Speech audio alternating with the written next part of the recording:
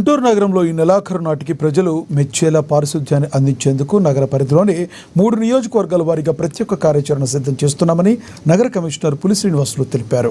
నగరపాలక సంస్థ కౌన్సిల్ సమావేశ మందిరంలో గుంటూరు పశ్చిమ నియోజకవర్గ ఎమ్మెల్యే గల్లా మాధవితో సమీక్షా సమావేశం నిర్వహించారు. గుంటూరు నగరపాలక సంస్థ పరిధిలో ఉన్నటువంటి 3 అసెంబ్లీ నియోజకవర్గాల్లోని 57 ఎలక్షన్ వార్డ్స్ని ఒక్కొక్క వార్డు ఒక్కొక్క శానిటరీ డివిజన్గా చేస్తూ అక్కడ కావాల్సినటువంటి కార్మికులు, పుష్ కార్ట్స్, ట్రాక్టర్లు, ఇతర వస్తువులు కేటాయింపు చేసి మ్యాపింగ్ చేస్తున్నామన్నారు. మ్యాపింగ్ చేసే ప్రక్రియలో శాసనసభ్యులు, కార్పొరేట్ల సూచనలు తీసుకుంటున్నామని తెలిపారు.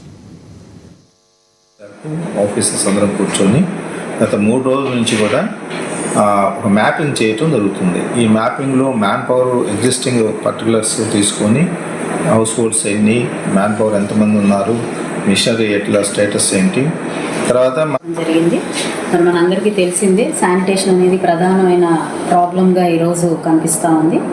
దీని మీద అనేక సార్లు చర్చకు వస్తూ ఉంది. సో దీని నేపథ్యంలో ఈరోజు ఒక హోలిస్టిక్ వేలో గౌరవ కమిషనర్ గారు, అదేవిధంగా ప్రజాప్రతినిధులు అందరూ, కార్పొరేటర్లు అండ్ శానిటరీలో ఒక ప్లాట్ఫామ్ మీద కూర్చొని వాళ్ళు ఎదుర్కొంటున్న సమస్యలన్నిటి మీద దృష్టి పెట్టి నీడ్స్ ఏమున్నాయో ఈరోజు ఐడెంటిఫై చేయడం జరిగింది.